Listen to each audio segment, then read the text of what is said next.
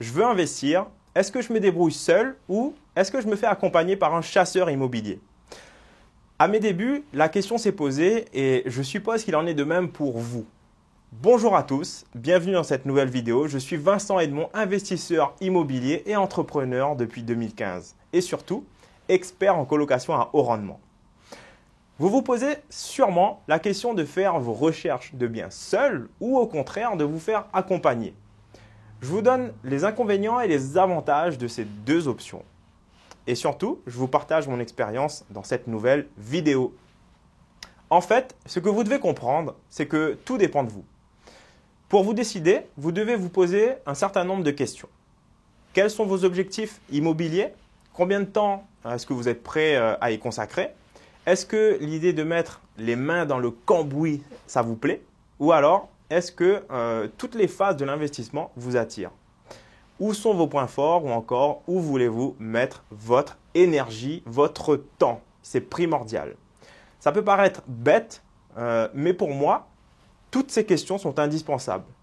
Ça permet de s'appuyer sur ces points forts et à titre personnel, la prospection, ça n'est pas vraiment mon point fort. Ce n'est pas vraiment la partie qui me fait vibrer, vous comprenez? Contrairement à la réflexion, la gestion, l'optimisation de l'investissement, ça, c'est des choses qui me font vibrer. Donc, c'est une chance d'avoir des professionnels passionnés par l'immobilier et à qui on peut déléguer beaucoup de choses. Ça reste au final un choix très personnel et vous avez aussi votre choix à faire. Et ça reste finalement un choix très personnel et vous avez aussi votre choix à faire. En partant sur la prospection en direct, c'est-à-dire que vous vous occupez de la recherche du bien, vous allez finalement mettre les pieds à l'étrier et commencer dans le concret des visites. Vous allez vous constituer un réseau au fur et à mesure en vous faisant connaître par les agences immobilières et surtout vous apprendrez à connaître votre marché sur le bout des doigts. Par contre, vous allez devoir y consacrer un certain temps et il va vous falloir être régulier et rigoureux pour flairer les bonnes opérations avant qu'elles ne soient sur le marché. Et oui, parce que finalement, il arrive très souvent, voire très souvent, que les meilleures opportunités soient hors marché. C'est-à-dire même pas publiées en annonce. Tout se passe en back-office au sein des agences immobilières. Donc, vous faire connaître des agences immobilières compétentes, avoir votre réseau vous aidera très certainement à avancer sur ce point. Si vous optez maintenant pour la délégation auprès d'un chasseur immobilier, vous pourrez profiter directement de son réseau de partenaires et de ses relations auprès des agences. Trouver le bon interlocuteur est aussi très rassurant quand on débute dans l'immobilier. Bien sûr, vient cette fameuse question. Combien ça va me coûter en honoraires si je passe par un chasseur immobilier? Tout dépend finalement de la prestation qui va vous être apportée. Vous allez comprendre dans quelques secondes. Je vous demande plutôt de reconsidérer ce coût dans le temps et l'énergie que vous allez économiser.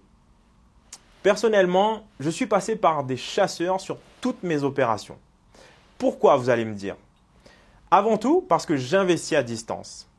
Aussi, parce que j'y gagne beaucoup de temps. Et oui, le temps et l'énergie que je ne mets pas dans la recherche, je peux le consacrer finalement à développer et à optimiser ma stratégie de colocation à haut rendement et à optimiser le projet d'investissement que je veux réaliser. Parce que je ne travaille pas avec de simples chasseurs de biens, je recherche de véritables partenaires.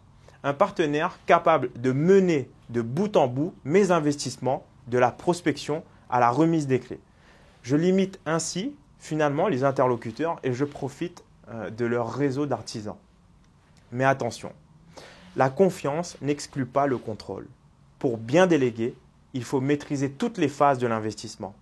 Pour ça, il faut se former encore et passer à l'action. C'est aussi pour ça que le premier bien est le plus important. Il est la base que vous allez perfectionner au fur et à mesure de vos acquisitions. Mais vous devez quand même faire très attention. Trouver ce partenaire capable de fournir un accompagnement complet et sérieux ne court pas les rues. Il faut aller le chercher, le questionner et vous assurer que vous êtes en phase sur vos objectifs et la stratégie d'investissement. Les chasseurs immobiliers ne courent pas les rues. Et surtout, ne couvrent pas encore toutes les villes et ne sont pas toujours familiers de la colocation à haut rendement comme on peut l'appliquer aujourd'hui. C'est à vous de rester leader de vos opérations et surtout de guider vos partenaires. Dans l'investissement immobilier, comme dans la vie finalement, il est question de choix. Vous devez poser les pour et les contre et en fonction démarrer votre projet. Mon top conseil dans cette vidéo est de commencer par une excellente étude de marché de là où vous voulez investir. C'est la base de toute recherche, qu'elle soit faite seule ou par l'intermédiaire d'un chasseur. Abonnez-vous à la chaîne parce que l'étude de marché fera l'objet d'une prochaine vidéo. J'espère que cette vidéo vous aura plu les amis et vous aidera dans votre choix. N'hésitez pas à liker, à partager cette vidéo à vos amis investisseurs. Et moi, je vous dis à très bientôt et surtout à vos investissements.